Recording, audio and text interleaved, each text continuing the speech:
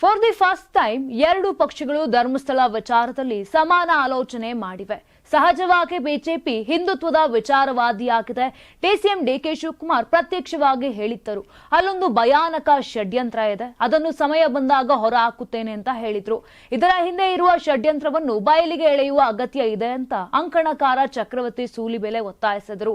ಧಾರವಾಡದಲ್ಲಿ ಮಾಧ್ಯಮಕ್ಕೆ ಪ್ರತಿಕ್ರಿಯೆ ನೀಡಿದ ಅವರು, ಎಲ್ಲಿ ಅನ್ಯಾಯ ನಡೀತಿದೆಯೋ ಅಲ್ಲಿ ಅನ್ಯಾಯ ಆಗುತ್ತಿದೆ ಅಂತ ಹೇಳುವುದು ಸಹಜ. ಇದು ಒಂದೆರಡು ದಿನಗಳ ಕಾಲದ ಪ್ರಯತ್ನ ಅಲ್ಲ, ಸರಿಸುಮಾರು 13 ವರ್ಷಗಳ ಕಾಲ ನಿರಂತರವಾಗಿ ಧರ್ಮಸ್ಥಳ ದೇವಸ್ಥಾನ ಹಾಗೂ ಅಲ್ಲಿನ ವ್ಯಕ್ತಿಗಳ ಗೌರವಕ್ಕೆ ಧಕ್ಕೆ ತರುವ ಪ್ರಯತ್ನ ನಡೆಯುತ್ತಲೇ ಬಂದಿದೆ. ಬಾಯಿ ತೆಗೆದ್ರೆ ಹೊಲಸು ಮಾತನಾಡುವ ಕೆಲವು ಜನಗಳು ಸೇರಿಕೊಂಡು ಹಿಂದೂ ಧರ್ಮದ ಧರ್ಮೀಯರ ಶ್ರದ್ಧೆಯನ್ನು ಆಸ್ತಿಯನ್ನು ನಾಶ ಮಾಡುವ ಪ್ರಯತ್ನ ಮಾಡಿದ್ದಾರೆ. ಕಾಂಗ್ರೆಸ್ ಸಹ ಅದನ್ನು ಒಪ್ಪಿಕೊಂಡಿದೆ. ಇದನ್ನ ಸ್ವತಃ ಕಾಂಗ್ರೆಸ್ ಕೆಲ ಮಂತ್ರಿಗಳು ಸಹ ಹೇಳಿದ್ದಾರೆ. ಇದನ್ನ ಕೇವಲ ಒತ್ತಡಕ್ಕೆ ಮಣಿದ ತನಿಖೆಗೆ ನೀಡಿದ್ದೇವೆ ಅಂತ ಕೂಡ ಹೇಳಿದ್ದಾರೆ. ಯಾರ ಒತ್ತಡಕ್ಕೆ ಮಣಿದು ತನಿಖೆಗೆ ನೀಡಿದೆ ಅನ್ನೋದನ್ನ ಸಿದ್ದರಾಮಯ್ಯ ಸರ್ಕಾರ ಹೇಳಬೇಕು. ಸ್ವತಃ ಡಿಸಿಎಂ ಅವರೇ ಇಷ್ಟು ಗುಂಡಿಗಳನ್ನು ತೆಗೆದರೂ ಏನು ಸಿಗದಿದ್ದಾಗ ಈ ತರಹದ ಆರೋಪ ಮಾಡಿದವರನ್ನು ಸಹ ವಿಚಾರಣೆಗೆ ಒಳಪಡಿಸಬೇಕು ಅಂತ ಹೇಳಿದ್ದಾರೆ. ಇಷ್ಟು ದಿನಗಳಿಂದ ಇದರ ಹಿಂದೆ ಇದ್ದಂತವರನ್ನು ಎಲ್ಲದರ ಬಗ್ಗೆಯೂ ತನಿಖೆ ಒಳಪಡಿಸಬೇಕು ಎಂಬುದು ನನ್ನ ಆಗ್ರಹ ಅಂತ ಚಕ್ರವರ್ತಿ ಸೂಲಿಬೆಲೆ ಒತ್ತಾಯಿಸಿದ್ದಾರೆ. ಒಂದು ಬಹಳ ಸಂತೋಷ ಅಂತಂದರೆ ಫಾರ್ ದ ಫಸ್ಟ್ ಟೈಮ್ ನನಗನ್ಸೋದು ಎರಡೂ ಪಕ್ಷಗಳು ಸಮಾನವಾಗಿ ಆಲೋಚನೆ ಮಾಡಿವೆ ಅಂತ. ಯಾಕೆ ಇದನ್ನು ಹೇಳ್ತಿದ್ದೀನಿ ಅಂತಂದರೆ, ಸಹಜವಾಗಿ ಭಾಜಪ ಯಾವತ್ತೂ ಹಿಂದುತ್ವದ ವಿಚಾರವಾಗಿ ಮಾತನಾಡ್ತಾ ಇರುವಂಥ ಪಕ್ಷ. ಅವರು ಇಲ್ಲಿ ಅನ್ಯಾಯ ನಡೀತಿದೆ ಅಂತ ಹೇಳೋದು ಸಹಜ. ಆದರೆ ಯಾರು DCM ಆಗಿದ್ದಾರೋ DK ಶಿವಕುಮಾರ್ ಅವರು ಪ್ರತ್ಯಕ್ಷವಾಗಿ ಹೇಳಿಬಿಟ್ರು, ಇಲ್ಲೊಂದು ಭಯಾನಕವಾದ ಷಡ್ಯಂತ್ರ ಇದೆ, ಅದು ನನಗೆ ಗೊತ್ತಿದೆ, ನಾನು ಅದನ್ನು ಹೊರಗೆ ಹಾಕ್ತೀನಿ ಸಮಯದಲ್ಲಿ ಅಂತವ್ರು ಇತ್ತೀಚೆಗೆ ಕೊಟ್ಟಿರುವಂಥ ಹೇಳಿಕೆ ನೋಡಿದಾಗ ಇದರ ಹಿಂದೆ ಇರುವಂಥ ಷಡ್ಯಂತ್ರವನ್ನು ಬಯಲಿಗೆಳಿಬೇಕಾದಂಥ ಅಗತ್ಯ ಇದೆ ಅಂತ. ಮತ್ತು ಇದು ಒಂದೆರಡು ದಿನಗಳ ಕಾಲದ ಪ್ರಯತ್ನ ಅಲ್ಲ, ಸರಿಸುಮಾರು 13 ವರ್ಷಗಳ ಕಾಲ ನಿರಂತರವಾಗಿ ಒಂದು ದೇವಸ್ಥಾನದ ಪ್ರಿಮೈಸಸ್ ಅನ್ನು ಹಾಳು ಮಾಡುವಂಥ, ಅಲ್ಲಿನ ವ್ಯಕ್ತಿಗಳ ಮೇಲೆ ಕಪ್ಪು ಚುಕ್ಕೆ ಬರುವಂತೆ ಮಾತನಾಡುವಂಥ ಮತ್ತು ಬಾಯಿ ತೆಗೆದರೆ ಹೊಲಸು ಮಾತನಾಡುವಂಥ ಕೆಲವು ಜನಗಳು ಸೇರಿಕೊಂಡು ಹಿಂದೂ ಧರ್ಮದ ಅಥವಾ ಹಿಂದೂ ಧರ್ಮೀಯರ ಶ್ರದ್ಧೆಯನ್ನು ಆಸ್ಥೆಯನ್ನು ನಾಶ ಮಾಡುವಂಥ ಈ ಪ್ರಯತ್ನ ಏನು ಮಾಡಿದ್ದಾರೆ, ಅದಕ್ಕೆ ನನಗನ್ಸುತ್ತೆ ಕಾಂಗ್ರೆಸ್ ಕೂಡ ಅದನ್ನು ಒಪ್ಕೊಂಡಿದೆ.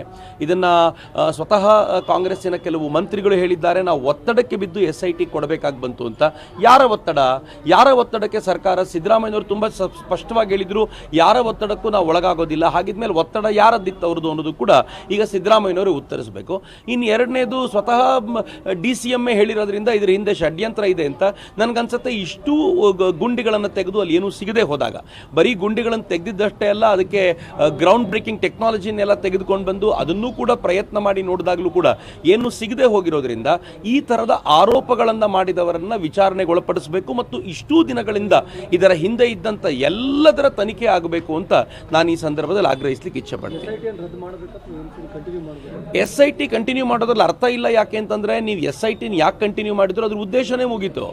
ಈಗ ಶವಗಳನ್ನು ಹೂತಿದ್ದೀನಿ ಅಂತ ಹೇಳೋನೇನಾದರೂ ನಾಳೆ ಈ ಶವಗಳನ್ನು ಮಂಗಳೂರಿನಲ್ಲಿ ಹೂತಿದ್ದೀನಿ ಅಂತ ಕರೆದ್ರೆ SITನವ್ರು ಮಂಗಳೂರಿಗೆ ಹೋಗಬೇಕಾ? ಈ ಪ್ರಶ್ನೆ ನೀವು ಉತ್ತರ ಕೊಡಬೇಕು ನನಗೆ. SITಗೆ ಅವನು ಎಲ್ಲಾದರೂ ತೋರಿಸ್ತಾನೆ, ನಾನು ನದಿಯ ಮಧ್ಯಭಾಗದಲ್ಲಿ ತೆಗೆದುಕೊಂಡು ಹೋಗಿ ಉಳ್ತಾ ಇದ್ದೆ ಅನ್ನುವಂಥದ್ದನ್ನು ಹೇಳ್ತಾನೆ. ನದಿಯ ಮಧ್ಯಭಾಗಕ್ಕೆ SIT ಹೋಗಬೇಕಾ ಇನ್ನೊಂದು ಪ್ರಶ್ನೆ.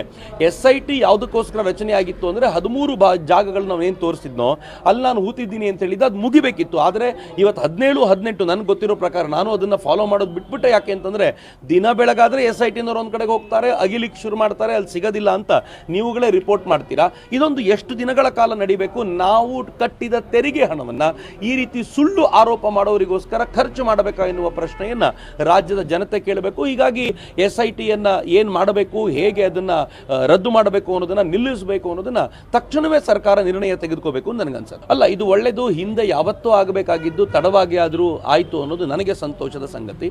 ನಾನು ಕಳೆದ ಒಂದು ದಶಕದಿಂದಲೂ ಕೂಡ ಈ ಹೋರಾಟದಲ್ಲಿ ಅಥವಾ ಈ ಚಿಂತನೆಯಲ್ಲಿ ಇರೋದ್ರಿಂದ ನಾನು ಅದನ್ನು ಹತ್ತಿರದಿಂದ ನೋಡ್ಕೊಂಡು ಬಂದಿದ್ದೀನಿ. ಯಾವತ್ತೋ ಇದಕ್ಕೆ ಸಪೋರ್ಟ್ ವ್ಯಾಪಕವಾಗಿ ಸಿಗಬೇಕಿತ್ತು. ಆದರೆ ಇವತ್ತು ಇಡೀ ರಾಜ್ಯದ ಜನತೆ ಎಚ್ಚೆತ್ತೋರೋದು ನೋಡಿದ್ರೆ, ಇದು ಸರ್ಕಾರ SITಯ ಈ ರಿಪೋರ್ಟನ್ನು ಕೂಡಲೇ ಹೊರಗೆ ತಂದು SITನ ರದ್ದು ಮಾಡದಿದ್ರೆ ಇಡೀ ರಾಜ್ಯದಲ್ಲಿ ಈ ಕುರಿತಂತೆ ದೊಡ್ಡ ಆಂದೋಲನಗಳಾಗೋದ್ರಲ್ಲಿ ಯಾರಿಗೂ ಅಚ್ಚರಿ ಇಲ್ಲ. ಯಾಕೆಂದರೆ ದಿನ ಬೆಳಗಾದರೆ ಹಿಂದೂ ಧರ್ಮಕ್ಷೇತ್ರಗಳ ಕುರಿತಂತೆ ಮಾತನಾಡುವಂಥ ಮತ್ತು ಹಿಂದೂ ಧರ್ಮ ಪುರುಷರ ಕುರಿತಂತೆ ಅವಹೇಳನಕಾರಿಯಾಗಿ ಮಾತನಾಡುವಂಥವ್ರ ಕುರಿತಾಗಿ ಇನ್ನು ಜನ ಬೀದಿಯಲ್ಲಿ ದಂಗೆ ಹೇಳುವಂಥ ಸ್ಥಿತಿ ನಿರ್ಮಾಣವಾದರೆ ಸಿದ್ದರಾಮಯ್ಯನವರೇ ಹೊಣೆ ಆಗಿಬಿಡ್ತಾರೆ. ಅದಕ್ಕೆ ಅವರು ತಕ್ಷಣವೇ ನಿರ್ಣಯ ತೆಗೆದುಕೊಳ್ಬೇಕು. ಇಂಥ ವಿಚಾರಗಳಿಗೆಲ್ಲ ಮೀನಾಮೇಷ ಎಣಿಸ್ತಾ ಕೂತ್ಕೊಳ್ಳೋದು ಒಳ್ಳೆಯದಲ್ಲ.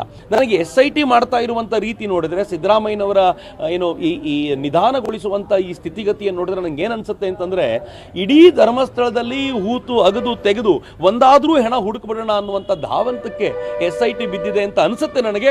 ಅಕಸ್ಮಾತ್ ಇದನ್ನು ಅವ್ರು ನಿಲ್ಲಿಸ್ತಿಲ್ಲ ಅಂತಂದರೆ ಇಡೀ ರಾಜ್ಯದಲ್ಲಿ ಉಂಟಾಗಬಹುದಾಗಿರುವಂಥ ದಂಗೆಯಂಥ ಸಿಚುವೇಶನ್ಸ್ಗಳಿಗೆ ಸರ್ಕಾರವೇ ಕಾರಣವಾಗುತ್ತೆ ಅನ್ನೋದು ದುರಂತಕಾರಿ ಸಂಗತಿ ಆಗುತ್ತೆ. ನಾನು 86 kg ಇದ್ದವಳು 71 kg ಬಂದಿದ್ದೀನಿ. ವಯಸ್ಸಾದ್ಮೇಲೆ ಸ್ಮಾರ್ಟ್ ಆಗಿ ಕಾಣ್ತೀರಾ ಅಂದ್ರೆ ಜಿನ್ನಿ. 126 kg ವೇಟ್ ಇದ್ದು ನಾವು ಈಗ 114 kg ಲೆಕ್ಕ ಬಂದಿದ್ದೀವಿ. ಯಾವುದೇ ಸೈಡ್ ಎಫೆಕ್ಟ್ ಆಗಿಲ್ಲ ನಮಗೆ. 84 ರಿಂದ 50 kg ಬಂದೆ. ಆಮೇಲೆ ಸಣ್ಣಗೆ ಫಿಟ್ ಆಗಿದ್ದೀನಿ. ಅದಕ್ಕೆ ನಾನು ಯೂಸ್ ಮಾಡ್ತಾ ಇರೋದು ಜೀನಿ ಸ್ಲಿಮ್.